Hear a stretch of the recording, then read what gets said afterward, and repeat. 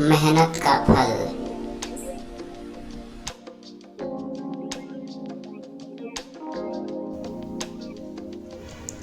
एक गांव में दो मित्र रहते थे। एक का नाम रोहन था, एक का नाम सोहन। रोहन बहुत ही धार्मिक व्यक्ति था, किंतु सोहन बहुत ही मेहनती व्यक्ति था। फिर उन दोनों ने मिलकर 1 बीघा खेत खरीदने की सोची, जिससे वो फसल उगाकर घर खरीदने के बारे में सोच रहे थे। सोहन बहुत ही मेहनती था, वह खेत में हमेशा काम करता रहता था।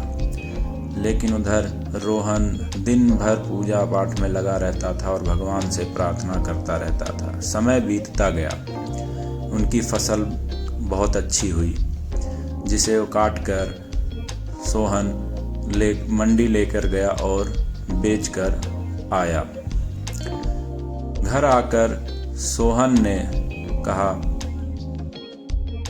मैं ज़्यादा पैसे लूँगा क्योंकि मैंने मेहनत किया है और मैंने ज़्यादा मेहनत किया है। रोहन बोला, नहीं नहीं, मैं ज़्यादा पैसे लूँगा। मैंने दिन रात भगवान से प्रार्थना की है, भगवान से प्रार्थना किए बिना कुछ नहीं हो सकता। इस तरह उनकी लड़ाई चलती रही और दोनों का फैसला नहीं हो पाया, जिसके लिए उन्होंने निर्णय लिया कि अब वह मुखिया के पास जाएंगे।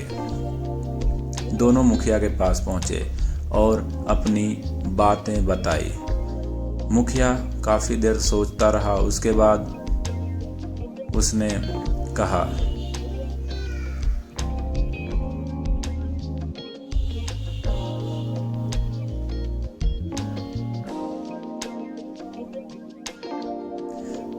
उसने चावल की बोरी की तरफ इशारा करके कहा कि यह एक एक बोरी तुम दोनों लेकर जाओ और इसमें कंकड़ मिला हुआ है, और जो सुबह इसको छांट कर लाएगा उसको ज़्यादा पैसे मिलेंगे। सोहन रात भर कंकड़ निकालता रहा।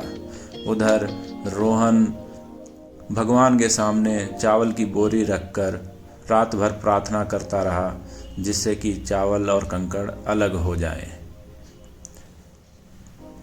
दोनों फिर सुबह अपनी अपनी बोरी लेकर मुखिया के पास पहुँचे।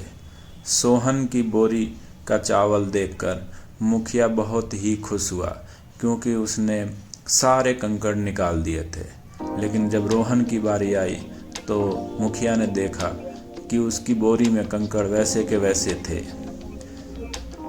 तब मुखिया ने कहा कि केवल भगवान से प्रार्थना करके ही सब कुछ नहीं प्राप्त किया जा सकता, मेहनत ही बहुत ही ज़रूरी है। जिसके बाद उसने सोहन को ज़्यादा पैसे दिए और रोहन को कम। मुखिया के काफ़ी समझाने के बाद दोनों को अब समझ में आ गया था, जिससे परिणाम स्वरूप वह खुशी खुशी दोनों घर गए और सोच विचार कर दोनों ने काफ़ी कि खेत में मेहनत करना शुरू कर दिया, जिसके परिणाम स्वरूप इस बार फसल और भी अच्छी हुई, जिसको देखकर वह दोनों बहुत खुश हुए।